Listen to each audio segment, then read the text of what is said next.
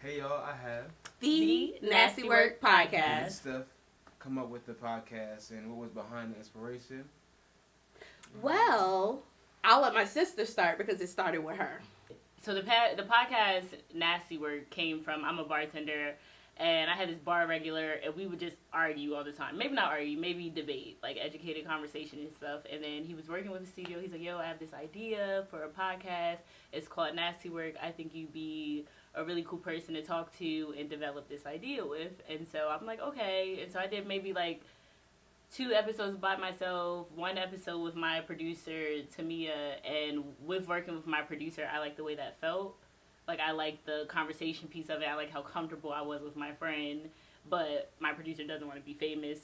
So I reached out to my favorite person on earth, was like, bitch, you know, you funnier than me. You know, the girls love you. Let's do this podcast. Let's do it. And so we did it. And for me, obviously my sister, she texted me. It was like 6 a.m. in the morning. Was it? Fuck, it was 6 a.m. in the morning. I remember that vividly. She was like, come on the podcast. And I was just thinking maybe I was going to be like a special guest. But it ended up actually being a me and her thing. Mm-hmm. And it's working. Mm-hmm. We get the people what they want. Honestly. Yes. Yeah, y'all got good energy and just bounce off each other and everything. Oh, y'all thank gotta you. keep people in tune, you know, into the show. Thank you. Sister. And we're goofy as all hell. Yeah, we be having a good time. Yes. Sure. So where did all this energy start? Did it start like back in the day in school? Like where did you both go to high school and college? I went to AI DuPont High School, and then I went to Bethune-Cookman University. Shout out to the HBCUs. So I went to Pincater for 1 year, and then I transferred to Concord, go Raiders. For college, I went to Lincoln for 1 year, didn't get cleared, went to Del Tech, dropped out. I'm out. Oh, I also dropped out of Hickman. I did not finish, for the record. Yeah. Now, is that a decision y'all was like, you know what, I'm fine with that decision, like dropping out of Fuck no. I did everything I was supposed to do, and niggas didn't have no money. And then, for me, I was kind of bummed by not going back to Lincoln, and it kind of upset me, and my mom was like, I'm withdrawing you because I didn't get financially cleared, and then I went to, like I said, Del Tech, and it just wasn't working for me. Like, I wasn't dedicated, I wasn't showing up for class. It just started being like, okay, you got to figure out what you want to do. So it was my decision to drop out, and my mom told me that I was going to be a failure, and I'm going to be strung out, and all those things. Look but how wrong she here was. we are. Not yet. So I know, Or ever, hopefully. Oh! I know previously to all this stuff that started with the podcast, you know, so you said you and your producer talked about, you know, getting the show and everything. As you got into the space, were you influenced by any podcasters or radio personalities? Hell yeah. I literally, like, I don't even, it's very rare that I listen to music. Like, I'm such a podcast girly. Like, to the point where, like, even, like, I'll be playing stuff. Like, me and my friend just went on a trip. I had my friend listen to a fucking podcast. Like, girl, what's going on? And I do, like, want to give a special shout out to, like, Sisters Who Kill, Mariah and Taz, or Black Girls that have, like, a Black Girl podcast. That really inspired me, like, and I listen to a lot of women in podcasts. Also, my first ever podcast was The Read with Crystal and Kid Fury, and that's what inspired, like, the whole black, queer, like, pop culture thing, because their podcast is very black, it's very queer, it's pop culture. We don't necessarily follow that layout, but that is where a lot of the inspiration on my end comes from, with the way we do the pod and the way we, like, allow ourselves to be ourselves and put our personality in it, you know? Yep. Okay, For me, I'm not gonna lie, I probably listen to podcasts when I'm like in the shower, but now that I started podcasting, I definitely like started to see like the other people with different platforms, and I like Poor Minds. They've been doing it for a while. I feel like I can definitely relate to them, the topics that they touch on. I love it, and they were just at Dreamville, and I was like, oh, that could be us soon. I was also at Dreamville, but not because anybody wanted me to be there. One day. But yes. It's going to happen. How long do you guys see yourselves doing this podcast? Forever. I know that's right. Forever. That's crazy. Are you both interested in pursuing other spaces too in entertainment, like comedy, acting, motivational speaking, etc.? I do see myself in the industry, but not in any of the ways that you, like, say. Like, I want to be motherfucking Terrence J. Like, you feel me? Like, he started on 106 in Park, and then it was E! News, and now whatever. And I know it's, like, an old head name to say, but it's, like, that is somebody I saw that went here. Even, like, Stephen A.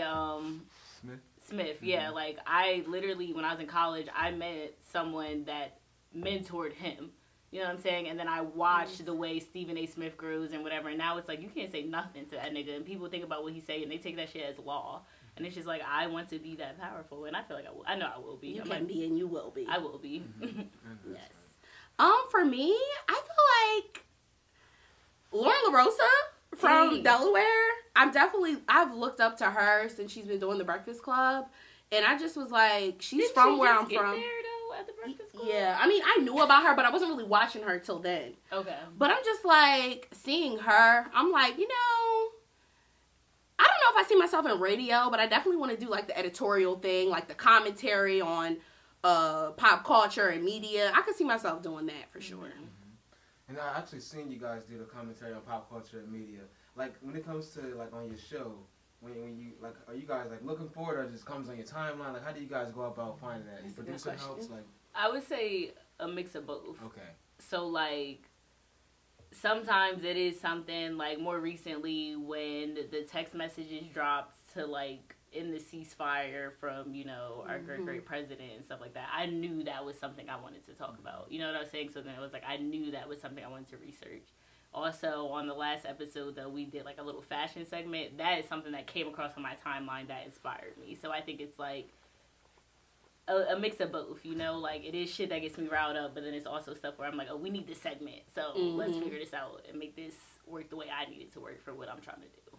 And my sister also touches on, like, political issues. That's more her thing. And then me, like I said, editorial, the things in the media, music, stuff like that. But we also talk about things that we feel comfortable with talking about. Yes. Because if we don't know it, and my sister, she's that girl for that, the most recent segment talking about the text messages. She still made it work. Yeah. But that's our thing. Like, whatever is authentic to us. And that's why I feel like it flows well. Because we talk about what we know or what we feel. And if we don't know, we preface with, I'm not super versed in this, but this isn't my angle. Like, this is where I'm coming from with this. Exactly. You know? Like, Okay. Now, and the last question is this. So, what have you guys learned about the this podcasting space as far as, like, did you learn how to market? Like, is it a struggle with the whole thing? Like, what'd you learn about it? I learned that with a lot of people with businesses or whatever, or provided service, they always say clients become friends before friends become clients. And I think in doing this podcast thing, I've seen that it's like things and people where I'm like, bro, like, you know I'm doing this and you'll DM me, but you won't like my post. You know what I'm saying? You won't repost it. You haven't subscribed. And I think my learning is not to take it personal. Because I'm telling you, it's like a couple episodes where I'm crashing the fuck out at the end. Like, oh, you don't fuck with us, we don't fuck with you. Like, just going, like, for real. But I'm like, no, like, the love don't always come from home. You know what I'm saying? Like, and it's like, that's the thing. And I was like saying, she asked earlier, like, where do I see ourselves in a year? I'm like, bro, I just see us out there. You know what I'm saying? Like, I see us with a sticker everywhere with a fucking, like, we are a household name and it might not even be being spoken in our house. And that kind of sucks, but it is what it is. And I've already known, like, the support doesn't always come from home, like my sister said. But I appreciate the people that do repost, do all the things, support us and support me. But I feel like in this journey, I understand it's a journey. And so I would hate for the people that are close to me to ride this wave after the fact. But it's just like, what's meant for me, what's meant for us is always going to be for us. And as long as we stay consistent and we do all the things we said we're going to do, we're going to be all right.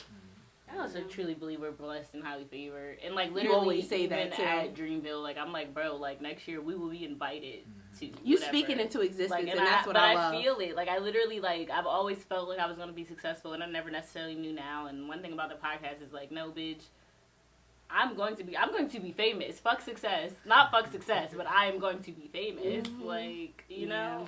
I'm taking it that far. But, and you kind of, like, you're manifesting it. And you also feel it. So when you manifest it and feel it, it's like, at the same time, I can see you guys not only just sitting there and not doing anything while trying to manifest it, you guys are walking in your purpose. You know what I'm saying? Like walking that. in it. Heavy on so when you walk in yeah. it comes to you because it's like you're going after that star. You feel me? So I see you guys making it, and you're going to be exactly where you need to be, you know, within months, not even in the year. I'll take it. For sure. I love that. Yeah. Thank you. No problem. So just stay consistent, and I'm proud of you guys. Oh, yeah! I'm proud of you, too. Thank you.